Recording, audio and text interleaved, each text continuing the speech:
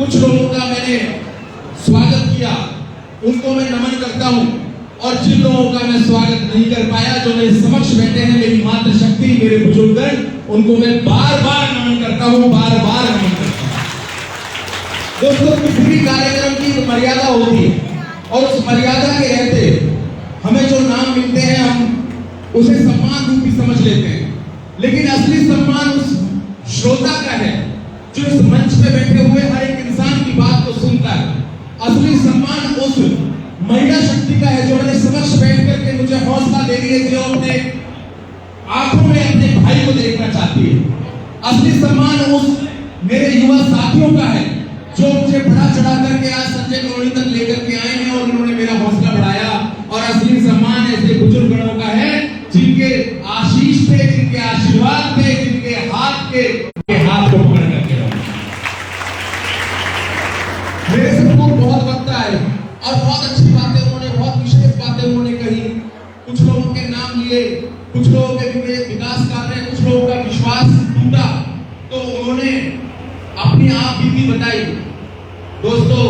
यह सत्य है। अगर किसी इंसान को किसी कार्य के लिए आगे आना पड़ता है तो उसके पीछे कोई ना कोई दुविधा होती है, उसके पीछे कुछ ना कुछ ऐसी परेशानियां होती हैं, कुछ ना कुछ ऐसे कारण होते हैं कि जिसको लेकर के उस इंसान को आगे आना पड़ता है। और वही कुछ कारण हमारे बीच में है कि बल्लभगढ़ विधानसभा के अंदर मैं आज ये कहते हुए बिल्कुल नहीं चूकूंगा कि संजय कॉलोनी, जनता कॉलोनी, ईस्ट इंडिया कॉलोनी और इन सेक्टरों की हालत ऐसे हो गई है जैसे कि घर के अंदर किसी बच्चे को जन्म देकर के माँ बाप भूल जाए और एक अनाथ को छोड़ दिया जाता है, उस तरीके से इस एरिया को छोड़ दिया गया है। इसके लिए सर्वप्रथम मैं भाजपा का कार्यकर्ता होने के नाते, भाजपा से मैं टिकट मांग रहा हूँ प्रत्याशी होने के नाते, मैं सर्वप्रथम सर झुका करके आपसे, शर्मिंदा होकर के आप लोगों से यह विनती करना चाहता हूं कि आप हमें माफ करें कि पिछले 10 साल में हम जो आपके साथ न्याय नहीं कर पाए, उसके लिए पूरी भाजपा पार्टी आपसे माफी मांगना चाहती है। और उसका कारण क्या है? मैंने आज से पहले अनेक समाज के कार्यक्रम किए, अनेक जनसेवाएं करी है, मैंने कहीं इस तरीके की बातें नहीं की।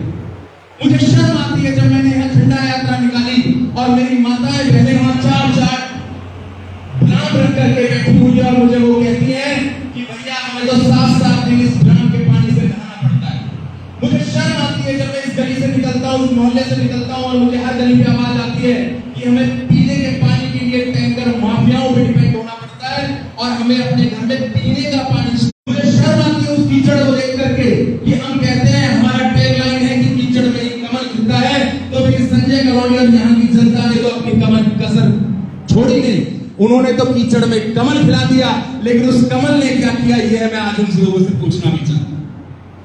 सुनने वाला नहीं है, परेशानियों के लिए कोई, किसी लोगों ने आगे बढ़ करके आप लोगों का हाथ नहीं पकड़ा, उन परेशानियों को सुलझाया नहीं। आपकी आवाज, आपके दर्द, आपकी चाहता हूं कि आपके दुख के दिन अब ढलने वाले हैं, आपकी परेशानियों का समाधान होने वाला है, क्योंकि बल्लभगढ़ विधानसभा इस बार करवट ले चुकी है। बल्लभगढ़ विधानसभा इस बार नेता नहीं, अपने बेटा को ही चाहती है। ऐसी विचारधारा के साथ बल्लभगढ़ विधानसभा चल चुकी है और उसका साक्षात उदाहरण ये सैकड़ों की तादाद में जो आप लोग मुझे शक्ति देने आए हैं, आप लोग जो मुझे आशीर्वाद देने आए हैं, आप लोग जो मुझे विश्वास देने आए हैं, यह उस बदलाव का पहला कारण क्या किया। मेरे को बताने के लिए, मेरे को गिनवाने के लिए बहुत सारी चीजें हैं जो मैं बता सकता हूँ कि पिछले 3 साल से मैंने बल्लभगढ़ विधानसभा में क्या कार्य किए, क्या ना कार्य किए। चाहे 1 लाख दीपदान की बात हो, चाहे कोई